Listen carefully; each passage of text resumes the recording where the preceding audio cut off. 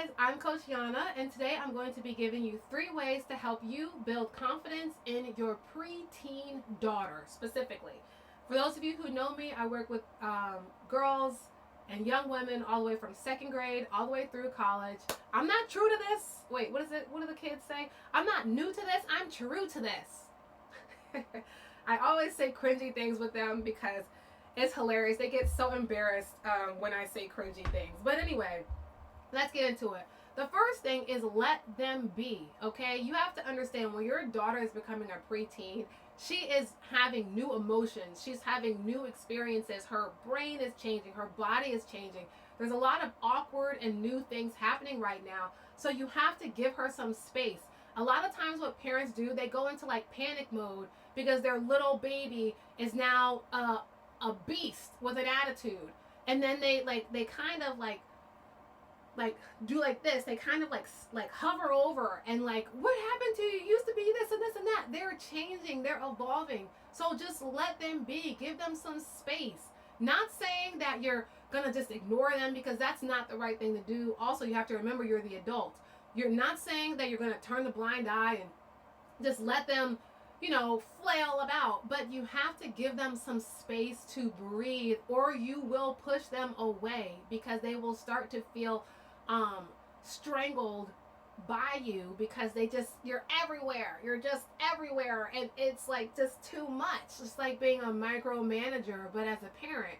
So you have to give them space to grow, space to experience this new reality. And that doesn't mean that you separate from them, but it does mean that you don't panic because they're no longer your little boo-boo, your little snuffleupagus. They're because they're literally not. They're not a child anymore. They're growing. They're a preteen. They're in a weird space right now where they still have child tendencies, but they're growing into a teenager. And and we all know, young girls always want to be older than they are. This is the funniest thing that ever happened to me, bro. I have so many funny stories about my students, but last Christmas time, I had a slumber party themed Dress to Impress club where we played. I think we played Dress to Impress for like 2 hours for 3 days in a row, and everybody had their pajamas on. It was like a pajama party, Christmas party type thing. It was on this is important. It was on the 22nd, the 23rd, and the 24th. So on the 24th, it was funny how this happened. I made the mistake of referring to these children as children, right? They all, excuse me, Coach Yana. Mind you, this is virtual, so that tidbit matters. So I'm seeing them on the screen. We're playing the game on another device for Dress to Impress. They're like, excuse me, Coach Yana, we are not children anymore. I'm like, excuse me? Since when? Since when are you not children? Like, as of 3 seconds ago? So I'm like, and I have that trust and that rapport with them that I can do that. So I'm like, well then what are you? After they kept telling me, no, we're not children. I'm like, okay, so if you're not a child, what are you? And then they're like, well, we're preteens. And then all of them are like, yeah, Coach Yana, we're preteens. I'm like, whatever. Okay, preteens, fine. If that's what you guys want to call yourselves, fine. You can be preteens. Then, not even 10 minutes later, one of them goes, guys, wait. And so I'm like, oh goodness, because I've never had, knock on wood, I've never had an emergency in my classes.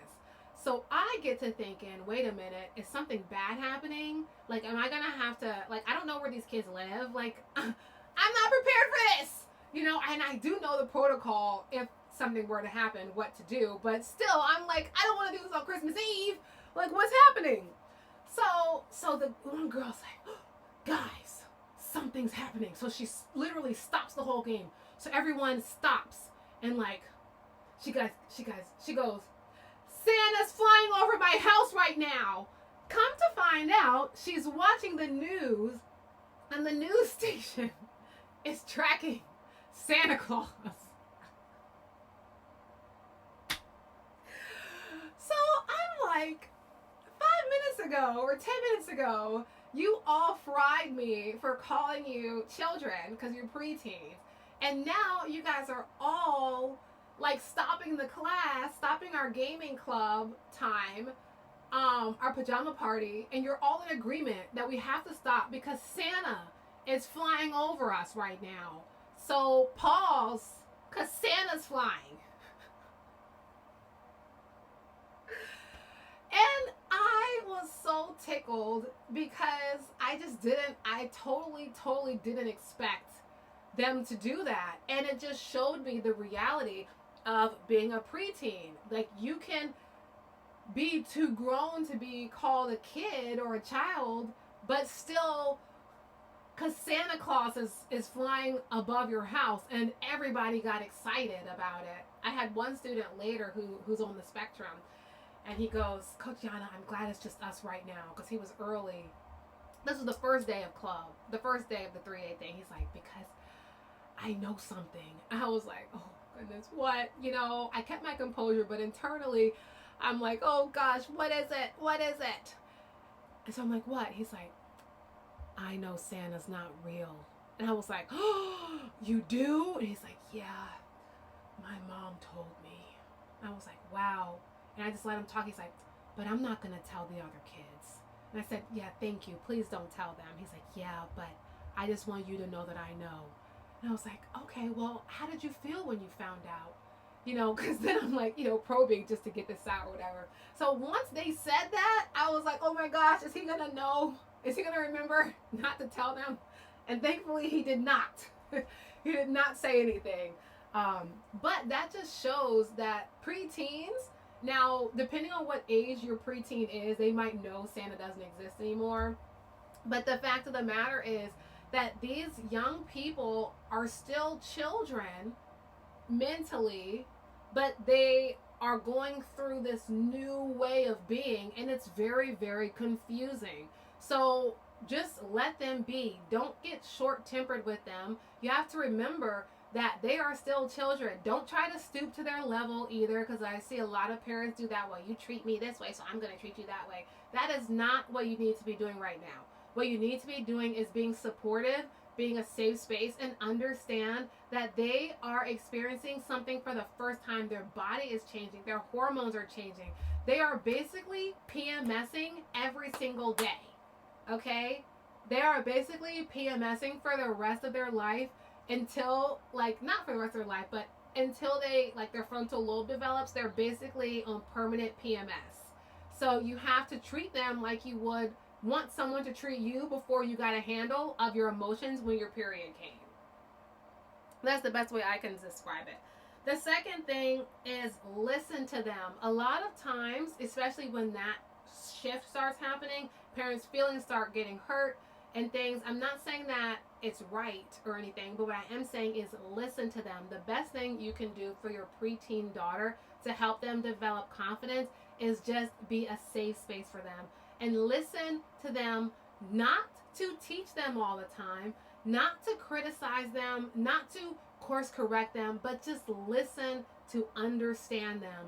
Listen to listen. And if they're not in the mood to talk right then at that moment, don't get offended by it. Just continue to create safe spaces, because the worst thing you can do is hound them. You used to be like this, you used to be like that, and they're gonna be in their mind, I'm not the same me. I'm not a kid anymore, even though I still believe in Santa. I'm not a kid anymore. I'm a preteen. So you have to ask them questions. What does being a preteen mean to you? And what I like to do, because I work one-on-one with my students, is I just give them fun activities to do. I get to know them as a person, and I connect with them. I listen for ways to connect. And I'm very, very, very vulnerable with my students. So when, let's say it's a teen that's telling me that they're upset because their parents are always yelling or they don't understand, I say, well, you know, I can relate because my parents used to yell a lot as well, because they had tempers, and they know it's true. But I don't hold grudges against them now in my life, but I did have anger at that time, because to me, yelling was just not an effective method of communication, and it's still not. So I'm looking for ways to connect with them and say, like, yeah, I remember when I experienced X, Y, and Z too. Teenagers especially really crave to know that they're not alone in this, that there's not something wrong with them, that they're not odd or that they have a place to fit. So even if you don't fully understand what they're going through, just try to remember how it felt in their position. And some people, some adults still feel like they don't belong. Some adults still feel like they're on the outside looking in. So also, listen to them and don't make light of what they tell you in those vulnerable moments. And don't hold it against them, because if you hold what they tell you in a vulnerable, open space against them, or you yell at them, or you berate them later on about it, they're not going to trust you again to tell you and be honest. Keeping that open and honest communication means you keeping a calm mind, a calm heart, and a calm soul on what they tell you. And again, you listen to understand them. You're listening to fully understand who they are, where they're coming from, and you're looking for things also while you're listening. You're looking for ways and areas of improvement, not telling them in that moment to improve, but creating logical situations that naturally help them improve. That's what I do for my one-on-one students. So for example, if I know that a preteen likes reading, they like writing, and they like video games, and if I discover that they were bullied in school, right? And one of the games, it's called like Max something, I forget. It's a game that you can go back in time and change things. So one of the assignments that I might give, knowing that they like to read, knowing that they like to write, and knowing that they like this particular video game, I'll say, hey, in this activity, pretend you are in the video game, right? Go back in time to when you were being bullied by X, Y, and Z person, and tell your younger self something nobody told you that you needed to hear. Something like that. And then go back in time. What would you do differently in that situation? What did it feel like to not be understood in that situation? And I'm constantly reminding them, you can talk to me. I'm here for you. I'm not going to judge you. I'm not going to yell at you. I'm not going to argue with you. I'm not going to hold it against you. And over time, after time that we work together and they realize, oh, wait a minute, she really doesn't do those things, they will just naturally open up. So you just have to continue remembering, number one, that you are the adult in the situation. That's the first thing. Remember, you're not a child. Allow the child, at whatever age they are, to be a child. Just because the child is acting out, just because the child has an attitude, it does not mean that you then go and have an attitude with the child.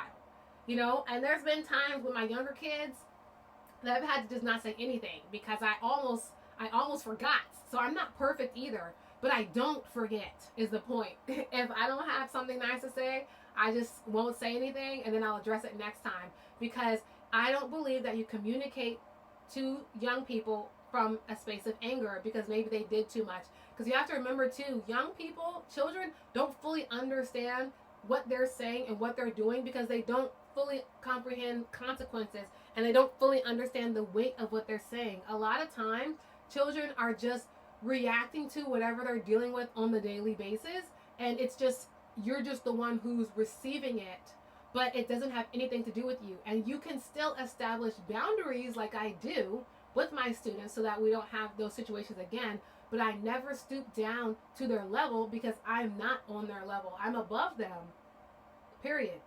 And so I conduct myself in that way. All right? Then the third thing is remember where they are. I kind of already started talking about this, but you have to remember what it was like being a teenager and then a preteen. And a lot of parents will say, well, I would never do X, Y, and Z to my parent. Okay, but that's you. And you can, and like, I always think, are you being in solution-based or are you being in victimized-based? Are you thinking, well, back in my day, I would never do this to my kid. Well, would you never do that because your parent would have socked you in the throat? Like, are you comparing that to that? Or like, I remember one time I was talking to one of my clients and they were saying how their parents did X, Y, and Z to them and they only did X to their child. So they didn't understand why their child didn't want to talk to them anymore. And I said, well, just because you only did X to your child, it doesn't mean that you still didn't do something. It doesn't mean you still didn't hurt their feelings. And the fact that you didn't do X, Y, and Z, you created a space where your child has less tolerance for nonsense than you do.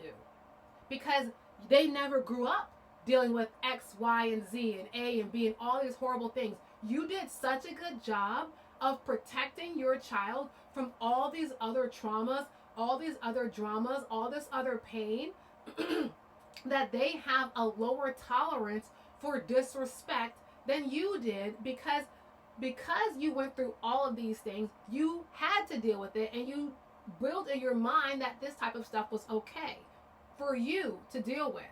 And so you had to deal with all of these things. But now that you've done such a good job of protecting your child from all these other traumas, all these other generational curses, which is a good thing, now your child is not going to be able to deal with just X. And to your child, X is not just X, because to you, X was just a letter in the alphabet. It was just a normal Tuesday. But to your child, X was a catastrophic event, cataclysmic event in their life, because you protected them so much. So number one, you have to own up with the fact that just because you didn't intend to hurt your child's feelings or hurt them, whatever, you still did it. You're not absolved from that. Secondly, it doesn't make you a bad person because you did it. What you need to do is own up to what you did to your child, apologize to your child, tell them what you would do differently next time, and then actually do different. I've had to apologize to my siblings before for enacting some stuff that was pre-programmed into me that wasn't right. And so what I did was I apologized and said, hey, look, I apologize to you for doing X, Y, and Z. It wasn't right. This was my perspective, but it didn't give me the right to do X, Y, and Z to you, and I'm sorry, and it won't happen again. And you know what? It didn't happen again. Because you have to, as a parent, get to the point where you can recognize that you might still hurt your child's feelings, even if you didn't do it intentionally, but it doesn't make you a bad person. And because of the fact that you protected them from so much, of course, they're not going to put up with the same stuff that you put up with, because you created an environment where they don't have to. Which is a good thing. It's a very good thing. So now you just have to deal with that, and then you just have to learn how to readjust your child. And if you do something that hurts their feelings, just own up to it. So remember where they are in life. Remember the life that you created for them. So they might be more sensitive than you. Thankfully, they might get hurt easier than you. Thankfully, because that means that you created a safer environment. But what that also means is that they're going to hold your feet to the fire when you mess up, because they didn't have to deal with what you dealt with. So when parents say, well, I would never do this to my child, then I start to bring out all the things, well, you protected your child from all the stuff you had to go through. So of course they're going to have a larger reaction to something smaller than you did, because you gave them the safety to do so. Of course they're going to respond this way, and thank goodness, because you did such a good job. You know? So a lot of it is just seeing things differently. A lot, especially with preteens in developing confidence, is just being a listening ear and being compassionate and being understanding that they're not your little baby anymore, even though physically they are, and to you they are, and to me they are. To them, they're trying to find themselves. They're trying to get out of that, and they're also starting to see you as a human. As a child, you view your parents as end all be all. They know everything. They're superhumans, but as they get older, they start to see the flaws as well, and they start to see you as a human being. And that, at any level, is sobering and a hard pill to swallow. Okay? So just remember, when it comes to building confidence in your preteen, it's mainly about having an open line of communication, being a safe space for them to learn, a safe space for them to grow, and being someone who understands where they are. No one is expecting you to have everything figured out. No one is expecting you to be perfect, but you can't do that either to them, okay? And a preteen world, just treat them like they're PMSing every single day, because energetically and mentally they are, all right? So in closing, the 3 tips that I would give you is, first, let them be, okay? Because a lot is changing for them. 2, listen to them, and listen to connect, not to course correct at that moment. And then use what you learn to plug in course correction along the way. but you have to realize there's a time and a place, and you have to be very in tune to them to know when is the time that they're going to be receptive and when is the time that I should just be quiet and listen, right? And then number 3 is remember where they are as well, and that will help you build confidence. Now, again, it's not as direct as the older kids, as the teenagers and young adults, and it's not as direct as the young ones. But with preteens, it's more about creating that environment for them where they know that they can go to you, where they know that they're safe, where they know they're not being judged. Even if you are judging them internally, they don't have to know it. They don't have to know it. And of course, if you need help, I am a children's, teens, young adults confidence coach, and I believe that we need to be raising the next generation of women as leaders, critical thinkers, dominant personalities, so that they can dominate in this world that they are inheriting. Because the world is changing and there's a lot going on, so they need to be confident in themselves, confident in who they are. And as always, it takes a village to raise a child, and I would love to be part of your virtual village. If you want to get started, visit thelaptoplifecoach.com. And then for preteens, for the service, it's called Identity Mentorship. And I have one-on-one coaching for preteens, teens, young adults. I work, again, with young people, specifically young girls, from 2nd grade all the way through college graduation, because I've been there, done that, and I've been that girl in every stage. Okay? Period. As the kids say, I'm not true to this. Wait, dang it. I'm not new to this. I'm true to this. I did it like that on purpose because they always think it's hilarious when I'm cringy. And they love that. And they might not say it, but when I am cringy and I like bring myself down a little bit, it helps them feel cooler. You know, it's a weird thing. It's like I'm very in tune with the young people because I've dedicated my life to this and I was created to do this. Like Florence Scovel Shinn says, there's a place in this world for everyone. She says there's a place in this world that only you can fill, and literally this is my place. I'm the only one that I know that can do this the way that I do it. I'm the only one that I know can have a teenager go from, oh, my mom, and literally at a vending, and then I have to go because I have a call, but I was vending, and this teenager came along. Her mom wanted her to talk to me. She was like, oh, I don't want to talk to her because she doesn't know me. Obviously, she doesn't want to talk to me. But by the end of it, the end of our conversation, mind you, I'm vending, so I'm like doing stuff, selling stuff, talking to her on the side. By the end of our conversation, she's like, can I give you a hug? And I'm like, yeah, of course. And then she even asked my sister, can I give you a hug? She's like, my sister's like, yeah. So I don't know anybody else that can do that other than me. I'm just being honest. And I teach my young girls, especially the college ones, teenagers, preteens, that it's okay to be confident in what you know you can do. Because the world is going to try to tell you to be this and, you know, don't. No, it's okay to be the best and who you are. And it's okay to know that you're the best at what you do. Because if that's what you are put on this world to do, and I believe that all of us have a specific purpose, if you are the best at fulfilling your purpose, so be it. And I certainly am. All right, my name is Coach Yana, and as always, I approve this message.